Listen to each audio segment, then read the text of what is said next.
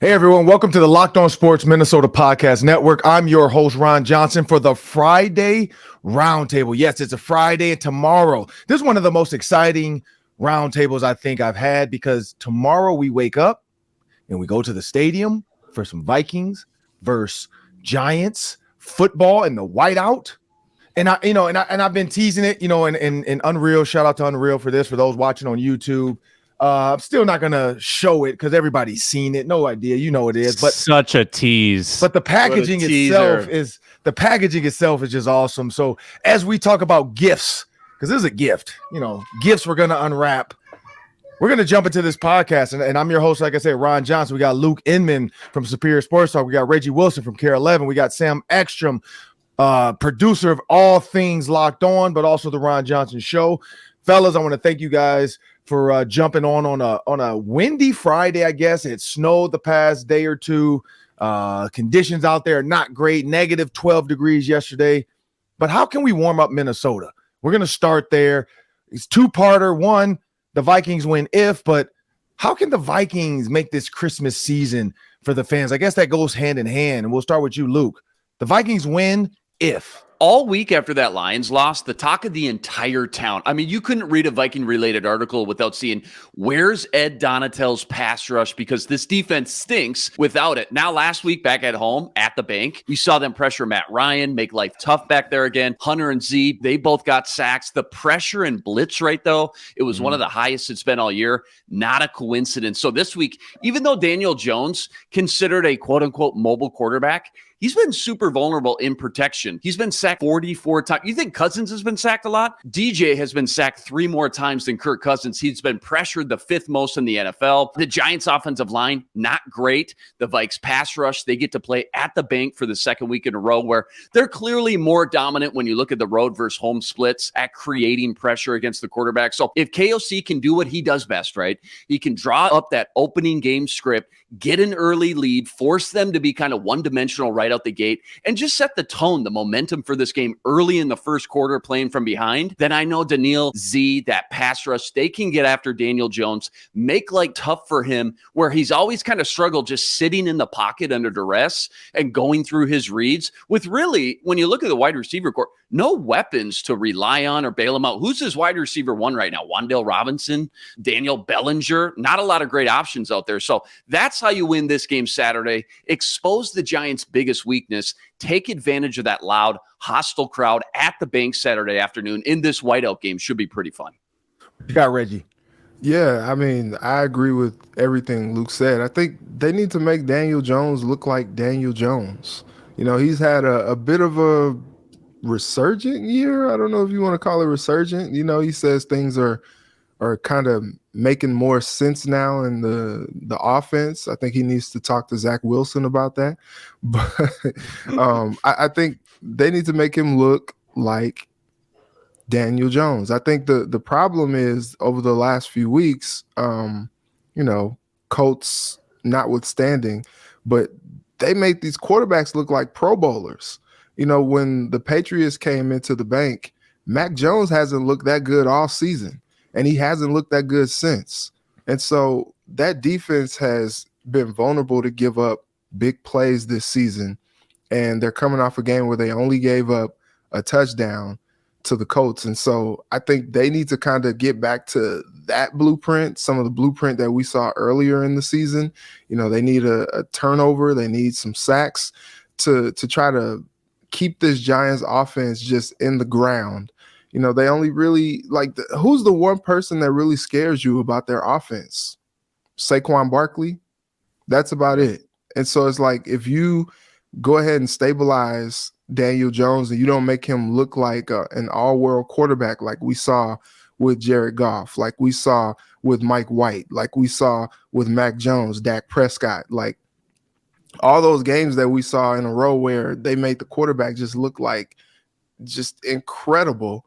I think they need to make sure that Daniel Jones is neutralized, whether it's, preventing him from getting outside the pocket and extending plays with his feet, or just, like Luke said, keeping the pressure on him so that he has to stay in the pocket and go through his reads. And I I don't think you're confident in Daniel Jones being able to pick you apart, especially with the receiver core that he has. So I think if they do that and they make sure that this offense continues to go in the direction that we saw in that second half against the Colts, and I feel like we've been saying that all season. We see them play well in the third or in the fourth quarters, and you're like, okay, if they just sustain that over the course of a game, they're good.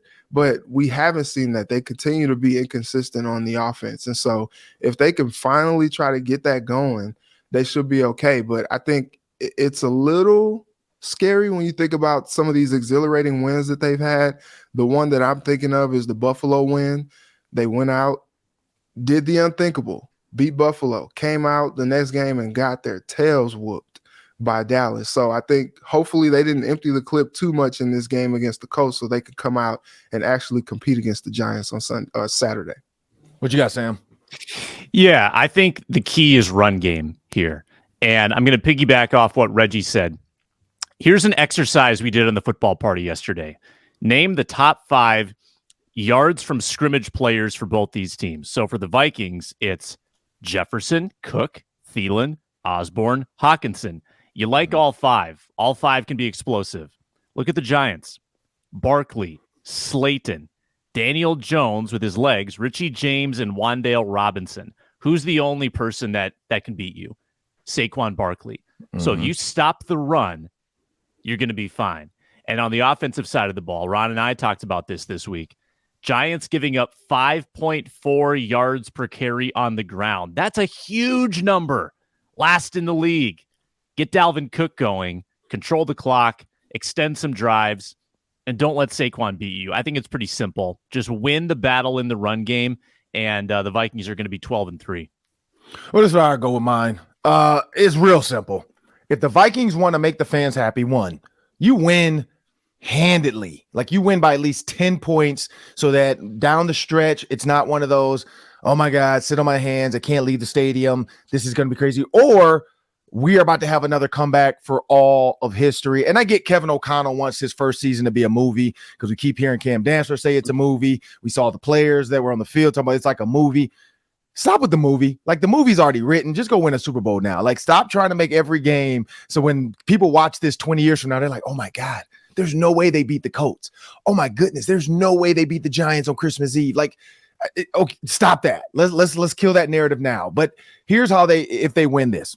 In the second half of that game, 61 plays, first in the NFL, 5 TDs, first in the NFL, 22 first downs, first in the NFL, and 36.1% of their plays were first downs or TDs, and that is second in the NFL. You look at the defense, 2.2 yards per play first, 13% first down or TD first, 6 first downs, tied for the third least amount of first downs allowed in the NFL for that game, that week 14.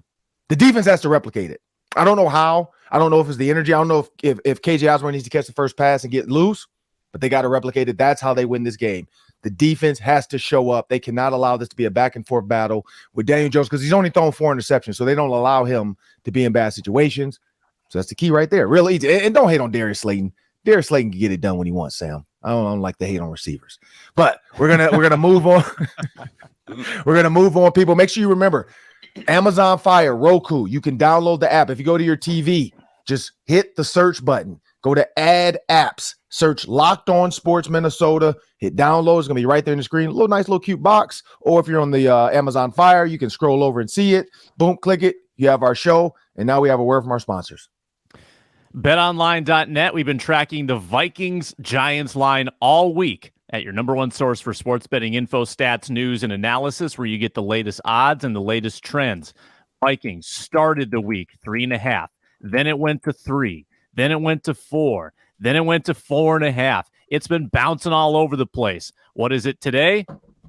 4. -4 over under 48. That's the final line of the week that we deliver here on Locked On Sports Minnesota. Make sure you get in on the action. It is your number one source for sports wagering information. All the NFL lines, all the bowl season, college football lines. Get your fix at BetOnline, where the game starts. Well, fellas, we got to jump into this next one. You got Kevin O'Connell. Not only is he a heartthrob, because you see all the tweets from the young ladies who think he's such a cutie. But also there's some weird Rube fans out there that Mike Zimmer was their cutie pie too. So I don't really take to the Twitter gals that love to talk about sexy coaches, because nothing against Mike Zimmer, great coach, great guy, but I would not put him in the sexy category. But if you look at Kevin O'Connell, one, he's gained the hearts of all the young ladies because he's an attractive looking coach, easy to put on camera, loves to wear the hoodie and dress down. So he's a man of the people. But is Kevin O'Connell one of the first, or is he one of the most popular first-year head coaches in the state of Minnesota? We're going to start with you, Reggie.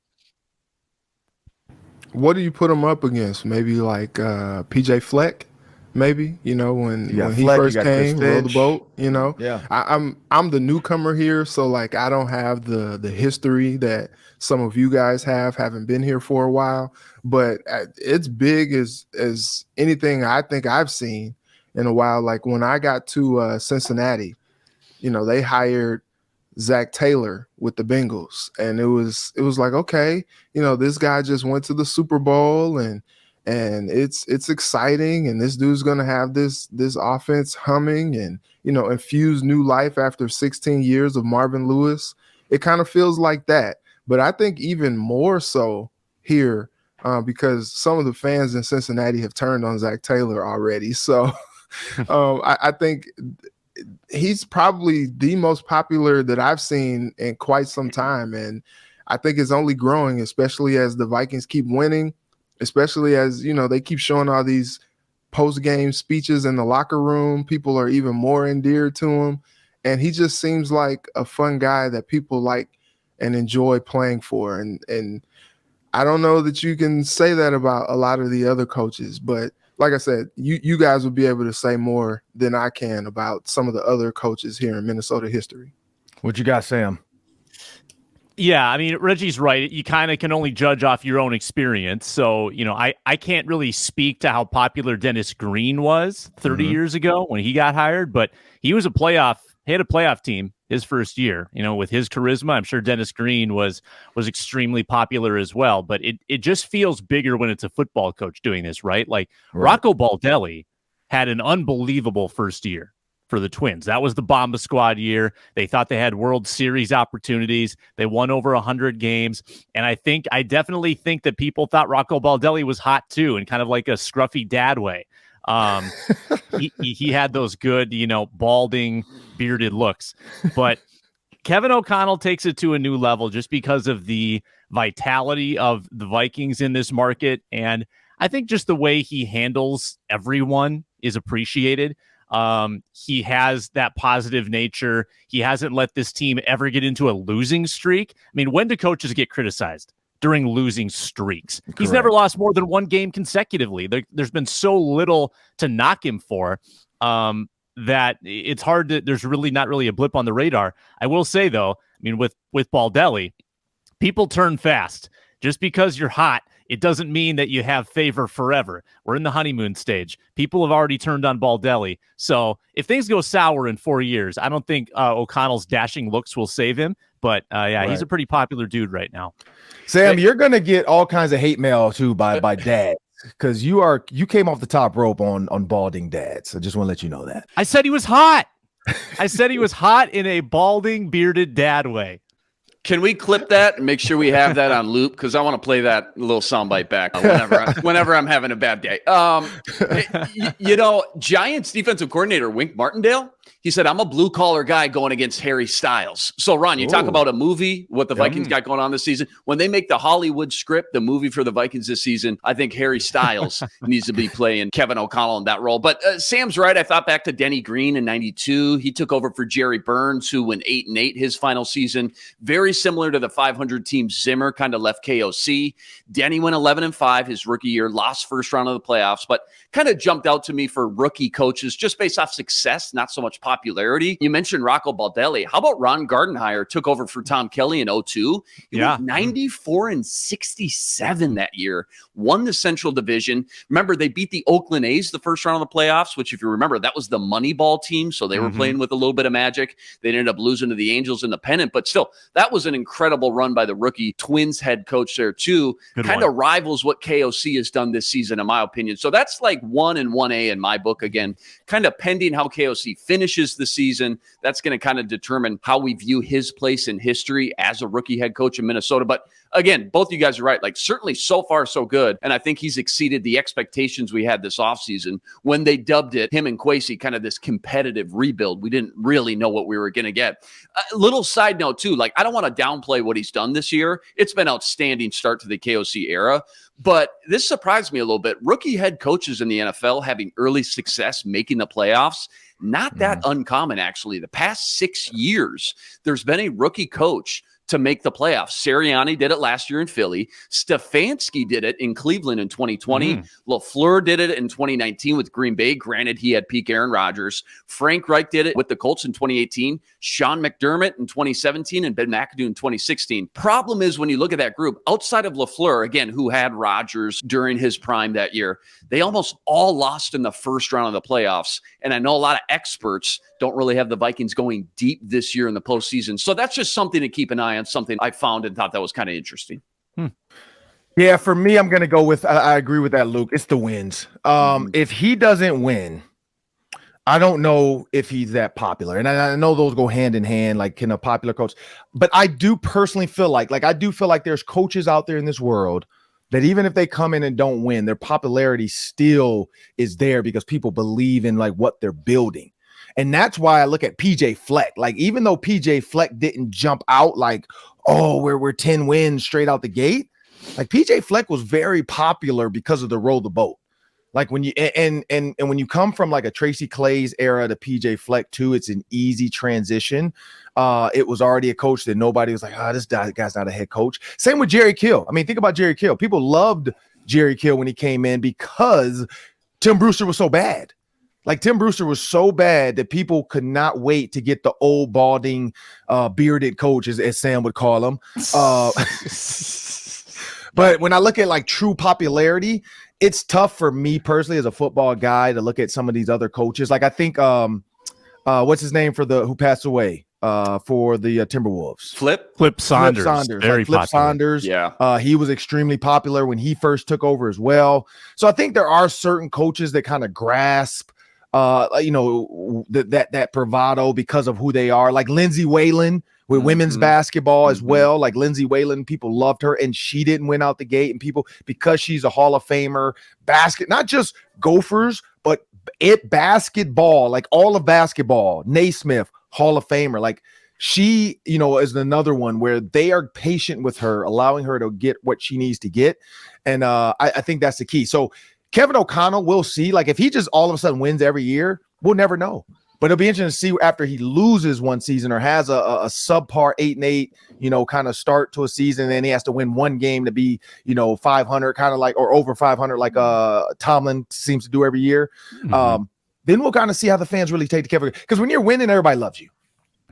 When you're winning, I treat it like marriage, and all you guys know, when everything is good, when the presents are great, the sex is good, the kids are happy, the food's on the table, house is warm, marriage is great.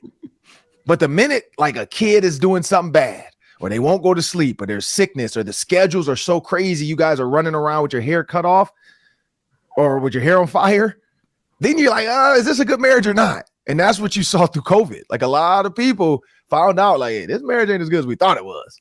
Like, it was good when we could leave the house. Now we stuck together for 2 days straight, and I can't even leave until I go get groceries. Oh, no, I can't be married to you. So I think that's where we're in the honeymoon stage with Kevin O'Connell. So I think it's too early to figure that out. Moving on to the next one, fellas. If we were to put gifts in and you could pick the sports, just pick 3. We don't need to give every sport. Just pick your 3 favorite sports to give a gift to, just like the 3 wise men. We're going to show up with frankincense and myrrh. And so if you want to give 3 gifts, we're the 4 wise men, because we cannot replicate the 3 wise men. We're the 4 wise men, or you guys are the 3 wise men, and I'm just the dude standing over here with my donkey like, hey, I'm here. I thought you were going to say you were baby Jesus. No, I can't be baby Jesus. I can be Jesus Shuttlesworth because I can't hoop. Like I'm Jesus Shuttlesworth on the court. Like I hit the step back. Oh, I mean, but speaking of gifts, shout out to the Gophers for my little Christmas, bundle that I got when I went to practice yesterday. Got about 5 or 6 shirts, got a hoodie. So yeah, shout out to PJ, man. I'm gonna be rocking this all like my outfits for the Christmas break now. I got 6 shirts now. I'm good. I can't wear it tomorrow because I got the Vikings, but the rest of the holiday, when my family's here in Minnesota, they're gonna see a Gopher shirt every day. They're gonna know what we stand for in Minnesota. But speaking of the Penn State football behind me, the 23 at 24-3, like I'm having all my Minnesota stuff out. PJ relit my fire, I guess, for Gopher football. I'm excited for the bowl game now. Kind of was like waiting. Now I'm excited. But let's jump into these gifts, fellas. 3 gifts, pick 3 teams, and you get to put a gift in their stocking. We'll go with you, Sam, first. Okay. Well, with my first gift, I get up on Christmas morning, got the stocking out. I'm going to reach in, I'm going to feel around. What do I feel? I feel, it's Patrick Beverly. I pulled Patrick Beverly out of the stocking. I don't know if Patrick Beverly is going to be there long-term in LA. Trade deadline. I don't think that he's a great fit. I think that at the trade deadline, I think the Timberwolves are going to unwrap a little Patrick Beverly from their stocking. Did I kill Luke? You might have murdered Luke. Luke's dead. Luke's Patrick back. Beverly he's the glue guy. They got to get Patrick Beverly back because that's the guy who can galvanize the Minnesota Timberwolves going forward this season. So I want a little Beverly in my stocking. For the Minnesota Vikings, go in there. I'm going to unwrap. What is it? Oh, it's a team-friendly contract for KJ Osborne. Wow. Thanks, Santa. Nice. KJ Osborne might be Santa's the in the future front wide office. receiver 2 of this team. And he's in extension mode. He wants those extra years going into the final year of his deal. I think he might take a 3-year, $20 million deal. I think it's going to be in the stocking for the Vikings and for the Gophers. This is just for you, Ron. What's at the bottom of the stocking? Like in the little toe section? Oh, there's one more gift. I'm going to reach in, really dig around. It's a bowl win in the Pinstripe Bowl. Sorry, Matt DeBritz. Sorry about the Syracuse Orange, but looks like the Gophers get a bowl win in New York City, and they go out to Times Square and they celebrate, and all is good in Gopherland. That's in my stocking this year. Oh, okay. What you got in the stocking, Reggie?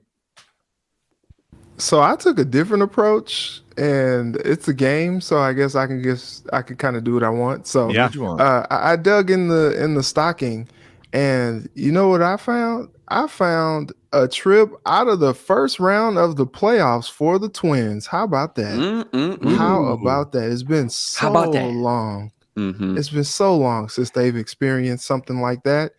Give them the gift of a long-lasting playoff run. How about that? I don't know if it's going to happen this year, but this is a game, so we're doing what we want. Okay, we're reaching into the bag for the Vikings here, and I think, what do I feel? I feel, oh my gosh, it's a win by at least 10 or more points. How about that?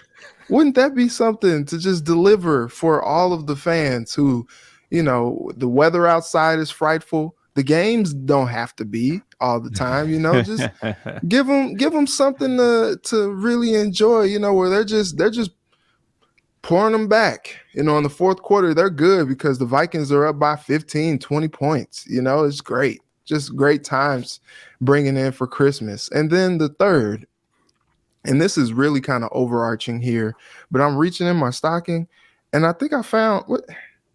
Is this a Big Ten championship for the Gophers football team? Oh, my goodness. Wow. I didn't know it was possible. Roll the boat. He rolled them all the way to Indy for a Big Ten championship, and they are going to a nice little bowl game. Look at that. Go Gophers. What you got, Luke? Yeah, there's nothing in the stocking for the Twins because we got to go outside. And sitting out in the driveway with a big, shiny red ribbon, it's a 1981 DeLorean with a flux capacitor. Doc Emmett Brown, Marty McFly are sitting there saying, we're going back to the beginning of this offseason because knowing what they know now, I'm sure they do things a lot differently. Wildly disappointing last couple of weeks for the Twins. Didn't just miss out on Correa, but plan B, plan C, plan D, and maybe the Wolves too. Like Sam brought up a good point. I was in the minority. I actually liked the Rudy Gobert trade for the Wolves originally. Now I sit and watch Naz Reid do his thing. I got to think they'd be better off without Rudy, keeping the role players, the 4 million draft picks, the glue of the roster like Pat Bev. They've had a tough time transitioning for these 2 months into the season without some of those key role players that they shipped away. Vikings, I'd put a bye week in their stocking or maybe an Eagles loss. How about that? Because it's a shame for like all those years, the top 2 seeds always got the bye. And now just 2 years into this rule change, Vikings kind of get the short end of the stick. They got to play in round 1. If they do end up as the 2 seed, which sounds like they should, they desperately need that bye for a variety of reasons, just so they can rest up some key guys. Clearly hobbled. Za'Darius, Bradbury's missing his 2nd game in a row. Thielen's still hobbling around. Their entire cornerback room's hobbling around right now. And it's crazy saying that too, because all in all, just like top to bottom, they're actually one of the healthiest teams in the entire league. They haven't lost a lot of guys long term, but clearly a handful of key veterans, they're just not 100% at this point in the season. They need that bye in the worst way just to get healthy for this playoff run. True. All right, so let me unveil these gifts, and I'm gonna go the best gift, or no, sorry, the easiest gift to the most shocking gift. And some of my gifts are for the fans, not just for the team. But I'm going to start off with Gophers football because they took care of me, so I'm going to take care of them. In this Gopher football stocking, I'm going to pull out, and this gift is kind of a double-edged sword. Ethan Kaligmanis, he goes out and throws for 300 yards against Syracuse because he's going to have a coming out party, which is going to bring more receiver recruits. If you look at that receiver room now, they got Corey Crooms, they got Elijah Spencer, both to transfer. These are dogs. Talk about dogs. These are dogs. They got to transfer in because they're like, wait, you got a 6'4", gunslinger? A 6'4" gunslinger? I even talked to PJ Fleck a little bit about it, and he told me why Ethan does his pump fake like that. He said he's going to work on it, but he kind of told me why Ethan does that, because DBs are taught when the ball comes out of the hand from the quarterback, when they separate, then that means he's about to throw it. So I was like, oh, okay, I get it, but he's got to make it look cuter because that's terrible. But 300-yard pass for Ethan Kaligmanis. Mo Ibrahim is going to become the all-time leading rusher in Gopher football history. Talk to him. He's going to join us on the Ron Johnson show after that happens. So we are going to have the best. We might need to have him and Daryl Thompson at the same time to kind of, with Lawrence Maroney, just get them all in there. The Wolves. I'm going to go because the Wolves, shout out to the Wolves. Jim Peterson, thank you, sir. Invited me out to the Wolves game. I was 10 rows back from the bench, so I got to watch Cat look like the Grinch in his green outfit. I got to see JJ across the way from me, and I got to watch the interactions of the team. And there's something missing, so it's in my stocking. Oh wait, it's Klay Thompson. You're gonna trade Klay Thompson for karl-Anthony Towns straight up? Why not? Because Rudy Gobert and Anthony Edwards in that 2-man game throwing that alley-oop time and time again was awesome. That alley-oop to Rudy Gobert is awesome. Why? Because there's no cat in the lane to also clog it up. You had spacing. And what do you need? They kicked it out time and time and time again, and nothing happened. When Luka kicks it out to Dinwiddie, and then you kick it out to Luka, and then you kick it out to the dude in the corner who did it 3 times on him. Same play set. I don't know how they kept getting the bad rotation. Knockdown 3 after knockdown 3. You need a knockdown 3. Might as well let karl-Anthony Towns and Wiggins join up again with Steph. I think that would be a good team. And then you put Rudy Gobert with Klay, Anthony Edwards, and then D'Lo or Pat Beverly. I think that would be a good team. And then you just need you a true power forward to, go get somebody like Charles Oakley just to come in and beat people up. Like, that's what's in the stocking. Klay Thompson for karl-Anthony Towns. And then for the Vikings, you're going to have a shirtless Kevin O'Connell for the ladies after the Super Bowl berth. That's what's in your stockings, ladies. Kevin O'Connell will go shirtless, and he will down the chains because they are going to get a Super Bowl berth, and he is going to take his shirt off with Kirk Cousins, duo a la Magic Mike. Kirk and Kevin O'Connell in the Magic Mike remake in the story movie of their life. And in that case, we got Channing Tatum playing Kevin O'Connell because Channing Tatum is going to be the best representation of Kevin O'Connell, because I saw him try to play basketball. He can't do it. So there is my stocking gifts. Next one up, quick ones, fellas. Let's go quick with these. The Wolves played 4 games in a row. I was just there, so I kind of already know the answer because I see the issues they have. But the Celtics, Heat, because they beat remember, they beat the Mavs without Luka. And Luka reminds me of me. Like, Luka reaffirming to me that I can play the game I play, which is back dudes down slow. Luka reminds me of me. That's another pull quote. AJ, social media right there. Luka Doncic reminds me of me. Like, his game reminds me of my own game. Like, just back him down slow and wait for him to reach. When you reach, you teach. They reach right, he spins left. They reach left, he spins right. And then he does a little hesitation, shoots it, and then he always looks at the ref like, where's my foul? Ciao, bella. He does. I don't know what he does. He does something. He always says something to the ref. I don't know what it is, and that's why he probably gets teched up. But when you look at the Celtics, the Heat, the Pelicans, and the Bucks, we'll go with you quick, Reggie. How many games do they win in this 4-game stretch? Maybe two. You can. It's the NBA, man. Everybody laces up their shoes the same way. They may not tie it the same. I've seen some crazy tying of shoes from people. I'm like, who taught you how to do that? But anyway, I think the Wolves have a chance. I mean, look, if Anthony Edwards has a heater like we've seen, anything is possible. If the Heat are not with Jimmy Butler, or that Celtics game is going to be tough because Jason Tatum, Jaylen Brown is going to give you buckets regardless. The Pelicans, they may be able to beat them. If Zion is not playing, or CJ McCollum is not playing, or Brandon Ingram is not playing, like they could catch them slipping a little bit. And the Bucks, look, that's just going to be a tough game. Giannis may go for 45. So they may be able to get about 2 out of that, just because I like some of the things that I've seen from the Wolves. The emergence of Naz Reid, D'Lo can get hot, and he's a streaky guy, but he can streak in the right direction at times. And then, like I said, the key is Anthony Edwards. If he heats up and he's playing well, they can compete with just about anybody. What you got, Sam? Yeah, so I look at those 4 teams. You've got the top 2 seeds in the East and the number 3 seed in the West, the Pelicans, who were the top seed not long ago. Yep. Kind of depends when you get these teams, though. Like Boston is a number 2 seed, but they're struggling right now. They've lost 6 out of 10, and they've lost 3 straight home games to teams with losing records. Yeah. So Boston's not playing well right now. Maybe you can steal one there. The Bucks are on an absolute tear. That's going to be a really tough game.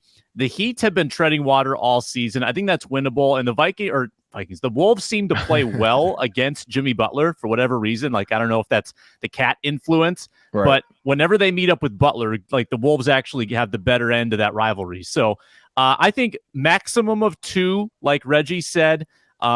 You would love to walk out of that stretch still at 500. Right now they're 16-16, come back home at 18-18.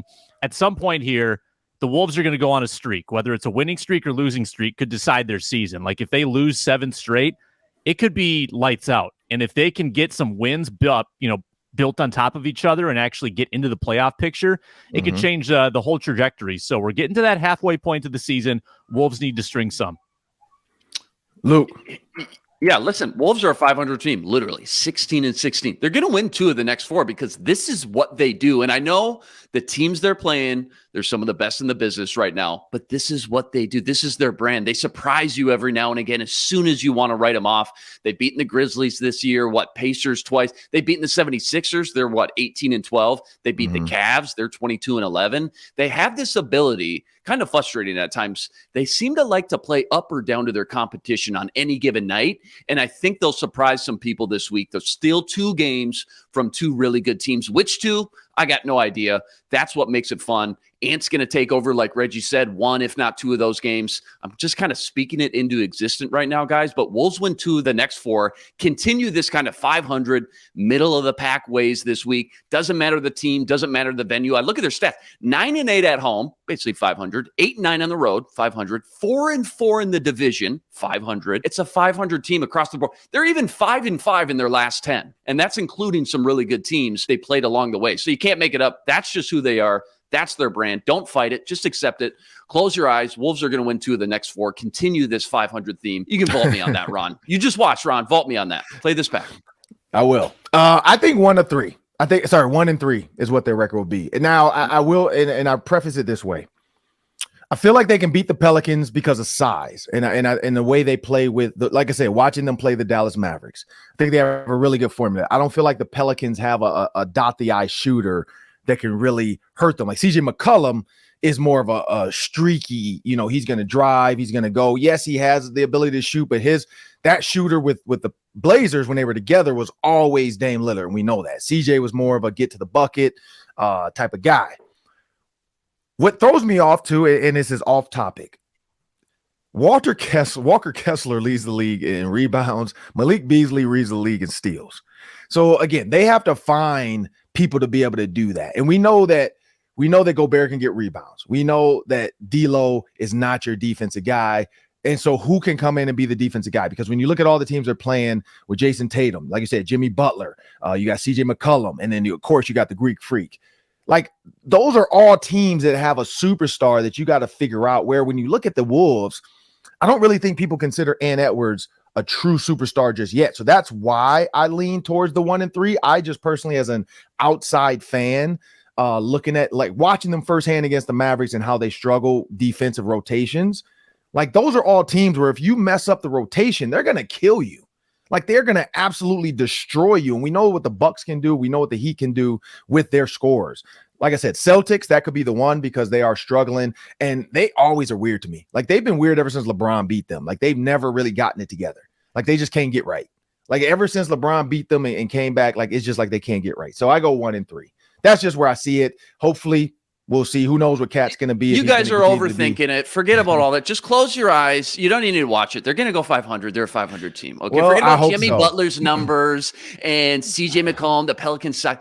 I'm telling you, they're going to go 500 because this is what they do. It's on brand. I hope you so. Just watch. I hope so. I like the blind faith. I respect that. Well, fellas, it's Christmas. We got to close it out like this. It's Christmas. And it's kind of like this has become an age-old debate, Christmas movies. And I looked up a bunch of Christmas movies, whether they were filmed, and this is what people don't realize. Movies that qualify as a Christmas movie, they were filmed during Christmas time. So that means the producers wanted it to be a Christmas movie. Like, the person that wrote it, the executive producers were like, we're going to film this during Christmas time so that we can get the actual scenes on the street for free and not pay to have Christmas fake snow and to have Christmas trees set up in houses. Like, we want the scene to be set. And there's a lot of movies that were on this list. Lethal Weapon. There was a ton when I looked it up.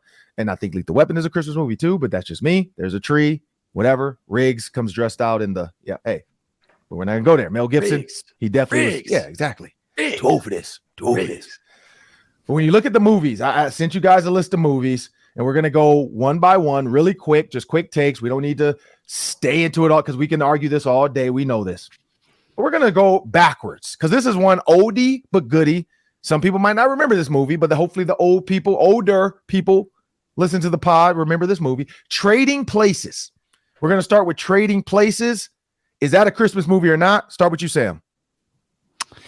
All right. So this is the running bit on this show, is that Sam hasn't seen any movies. And if a movie was made before 1990, there's about a 2% chance I've seen it. Does this movie fall into that 2%? No, it does not. So it's Eddie Murphy, right? Yeah. Yes. Eddie Murphy. Okay. Sounds like not a Christmas movie, but So you didn't see it? I haven't seen it. I'm just guessing. Sam was deprived as a child. They used to play this on Comedy Central every single day all summer. And granted, I never watched it now. Yeah, I never watched it. I think it's coming on this week. Okay, thank you. I never watched it from start to finish, but I've seen Sam, if you every like part inflation, yeah, in money, like the economic principle, or is that yes, another movie? Yes, it's inflation in it. But we're gonna skip you then, Sam. You haven't even seen it, but yeah, you said yes, fine. Let's move on to you, Reggie. Reggie, Trading Places, Christmas movie or not? Sure, because I haven't seen it either. Oh my goodness! Oh, Join the Luke. team. Yeah, it Luke. happens over Christmas. I'm gonna call Thank it a you. Christmas movie. Yes, Thank it's you. a Christmas movie. Yes. This is why I say it, because what's the guy's name? Dan Aykroyd. Yep. Dan Aykroyd is dressed like Santa. Yep. He is drunk at the party with the grossest salmon I've ever seen in my life, because it has Santa's beard wrapped around. It was a fake, because you know the fake Santa's beard has all that nasty hair. Not real. A real beard, you could pull food through it and probably be fine. But the fake Santa beard with the salmon in there, and he was eating and he was drunk and he fell on a. And then Jamie Lee Curtis, because in every movie she was in back then, she had to show her body off. So Jamie Lee Curtis is in there, and I'm surprised she didn't get butt naked for the crowd, because Halloween she did it. What's the movie with what's his name, Arnold Schwarzenegger? You know, actually in Trading Places, I do think she did show some body. I think she showed some skin, because she took him home, and then she tried to tell him, hey, it's not one of those things. Like I'm a prostitute, but this ain't free. Everything costs in this house. But yeah, like Dan Aykroyd, Jamie Lee Curtis, Eddie Murphy. Yes, I would say because of Santa Claus, it was a Christmas movie. We're gonna move on to another one. Hopefully, these guys have seen this one. We're gonna work our way up. Gremlins. Everybody remembers the Magwai. You can't feed them after midnight. Don't get them wet ever. Sam, have you seen Gremlins? No chance. Oh my God. Jeez, No chance. I mean, not only is it before 1990, it's also in the horror genre. I've seen like maybe one horror movie ever. It's like PG-13. It's not. It's a phenomenal. Yeah, I'm not like a sci-fi. They don't even show the deaths. Yeah, I'm not a sci-fi horror guy, but this Gremlins is phenomenal. In fact, I think the sequel. So I'm guessing. Hold up. Let's just get Reggie out the way, because I'm guessing Reggie, have you seen Gremlins? No. Oh my God. What Okay, are we doing, Ron? Luke. What are we Luke, doing? what do you All right, think? Ron Luke? and Luke, you do the rest of the show. Luke, what do you think? Isn't the opening? If it's not the opening scene, the second scene, they're literally handing Christmas presents over, celebrating Christmas to one another. It's a Christmas movie, hands down, no question. Because the Magwai was a gift. Yeah, It was the gift that kept on giving if you fed it or got it wet. Sam, Exactly. your homework, you got to watch the Gremlins. Once the two kids are in old bed, guys once the kids are in bed, and once your wife goes to sleep, or if she wants to stay up and watch Gremlins, the first Gremlins. The other ones after that get real weird. Yeah. And all that, like they have all these other weird Gremlins show up. But the first one is classic. You gotta watch the first Gremlins. My wife doesn't like it though, because she hates scary movies. But Can we get to some more modern or something? If it's like, on, the Gremlins is one of the 1983 greatest. and Like, 84. it was history of how movies were started. There's the thing I'll say about scary movies. Every movie moving forward with like Tremors, which you guys probably haven't seen Tremors with Kevin Bacon. Movie. With Kevin Bacon, because Kevin Bacon. Have you seen Tremors, Sam? You already know. Oh my God. Never heard of it. Tremors. What? No. Google Tremors, watch it. It's probably on Netflix or Hulu or something. Kevin Bacon. Everything with Bacon is better. We know that. But Tremors, all those kind of movies came from Gremlins. Like the fact that things can replicate and could change. You know what? Let's move on. Next movie, we're gonna go, and I'm gonna say Gremlins. I'm gonna say yes, because it was a Christmas gift. But me and Luke both say yes. Fans, let us know what you think. Trading Places, Gremlins, are those Christmas movies? Next one. Okay, now I know you guys better have seen this one, or else this show is over. Die Hard. Sam, Die Hard. Nope, show's over. Haven't seen it. Shut up. I'm not kidding you. I haven't seen it. Now this one's bad. Like this is bad that I haven't seen it. I know this. I don't know anything. I don't know anything about trading places or Gremlins. I know that this is a popular movie. So listen. That right there. Just put that on.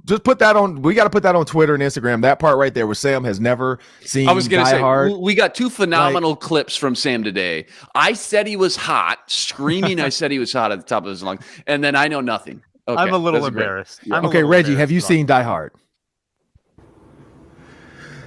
Yeah, I have. Not all the way through, like in one sitting, but like I've seen it. I've seen it all the way, but I haven't sat down and just watched it start to finish. It's one of those movies that's always on, and you pick it up at a certain spot, and you watch until you don't, and all that. Listen, shout out Bruce Willis. Here's the deal. I know this is highly debated. Every year we talk about this. It could have been set any week of the year. It wasn't set on Thanksgiving or 4th of July. It was set on Christmas Eve. Die Hard is a Christmas Shout out movie. to Carl Winslow. Rest in peace. Carl Winslow's driving the limo in the snow on Christmas. Like, wait, did you just kill Carl Winslow? Carl Winslow's not dead. You can't kill Carl Winslow. He's still with us. Oh, James Avery is dead. My bad. Alan Rickman. Didn't Alan Rickman pass rest away? in peace, Alan Rickman. Alan Rickman. Hans Gruber. Yeah. Oh, Hans Gruber. Yeah. And no, it is not a Christmas movie. Oh my goodness. Okay. Why is it not a Christmas movie, Reggie?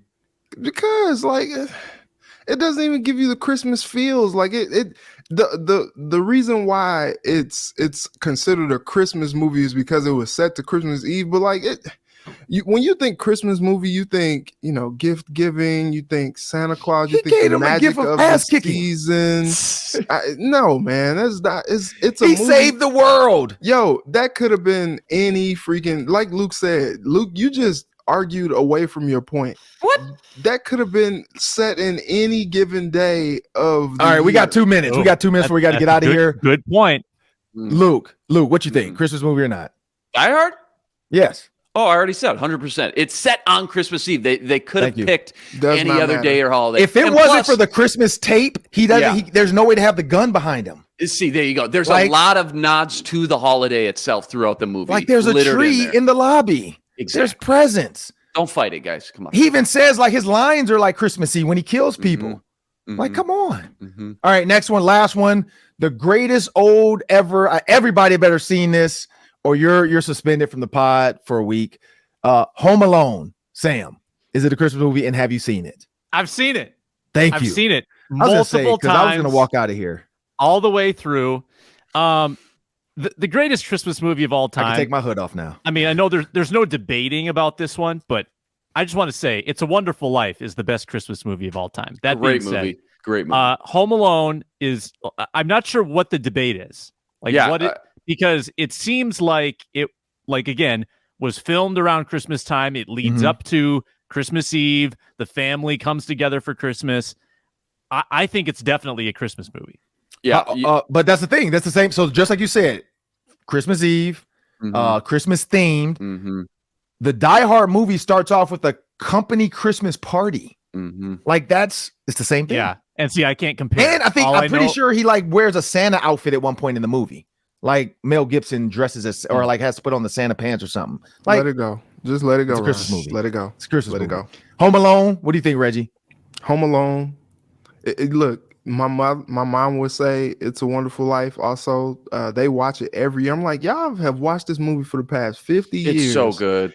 Every single every time. Christmas. Get the tissues. And y'all watch it and cry and just like it just happened. Like it just can't, like the Best Man final chapters. And so, you know what? Home Alone to me is the best Christmas franchise of all time. Like hands down. Also, why DCFS wasn't called after the first one is beyond me, because they did not deserve to have children anymore. What they put poor Kevin through, each and every time, this man was out here doing the best that he could to fight off these losers coming after him. I mean, just incredible. I mean, the fact that this is even in here as is this a Christmas movie? Come on. Yeah, there's no debate. Not only is it a Christmas movie, it's in my top 3 for sure. Some people say you could argue it's not, though. And I think Ron's trying to make a point that it's the same. It's the same. Exactly. It's the same setup. Let it go. So if we're talking about best Christmas movies, to me, I always got to go with The Best Man Christmas. I got to go with This Christmas with Chris Brown, Idris Elba, Regina King. And you know what? And I know Sam hasn't seen that one. Lauren London. Like, come on now. Like, I know Sam, watch This Christmas. It's like for the music too, for the soulful music. Chris Brown sings 2 solos. All right. So you've given me half a dozen recommendations here. I've got 2 kids and no time. So you get one when they go to bed every night. If you want to like set the mood, This Christmas, because there's some good songs by Chris Brown, and then once he starts singing, then you kind of make your move, you rubber thigh, and then you're good to go. I better get some. Okay, hey, underrated part about Home Alone who saved the day. John Candy and the Kenosha Kickers drove that mom all the way across the country to make sure she got home to her son on Christmas. Shout out John Candy, one of the best in the business. How old was Macaulay Culkin supposed to be? Was he supposed to be 11 or 12? What was he supposed to be? Too young to be at the house by himself. Lock the parents up. Well, no, because my daughter is 11 and 12, and I feel like she would be fine at home. She would be scared, but she definitely would be fine at home alone. She wouldn't know, like she would only be able to like air fry stuff and microwave. I don't think she would know how to order a pizza, but she does have money. She does have a bank account. So, I mean, I don't know. I just checked her bank account yesterday. Like she got like $4,000 in her bank account. I'm like, what in the world? Who put that there? No inflation on that pizza, Ron. No inflation. No, because she sold the That's bracelets back in hilarious, Ron. back I in saw 20. that tweet. That's She sold the hilarious. bracelets back in 2020, and so between that and then babysitting and doing other stuff. Because yeah. she set up all the traps like Macaulay Culkin. Yeah, the booby traps. Yeah. Because you know what? Because that was the thing I tweeted. The inflation on the pizza. Yeah, it's at 2 million impressions now, like over 22,000 likes or something. I mean, it's ridiculous. That's amazing. People, You're a celebrity. The inflation, the pizza. People are just mad about some people just want to be mad about the inflation and prove me wrong. Like you can't get 10 pizzas for this price. But you know what, fellas? I want to thank you guys. I want to make sure everybody has a great Christmas because we're not going to see you guys till after. So I don't know what's in your stockings, but we already told you what should be in the stockings of our favorite teams out here in Minnesota. We told you our movie references. You tell us. Please comment on this one. Please, when this video comes out on Twitter, comment, let us know because Gremlins, I think so. Home Alone. Yeah, I guess. If Home Alone's a Christmas movie, then Die Hard is definitely a Christmas movie. And Trading Places is an oldie, but a goodie. And we know Sam hasn't seen 3 out of the 4 because he's 22 years old. So we get it. Sam's just a baby. He hasn't seen any old movies, but you need to go back and watch what movies should really be about and how good they were. We want to thank you guys for joining us on the Locked On Sports Minnesota podcast. I'm Ron Johnson. That's Reggie Wilson. That's Sam Ekstrom. That's Luke Inman. I want to thank you guys for continuing to like, share, comment, download. Make sure Amazon Fire, Roku. Go download those. Hey, have a great day.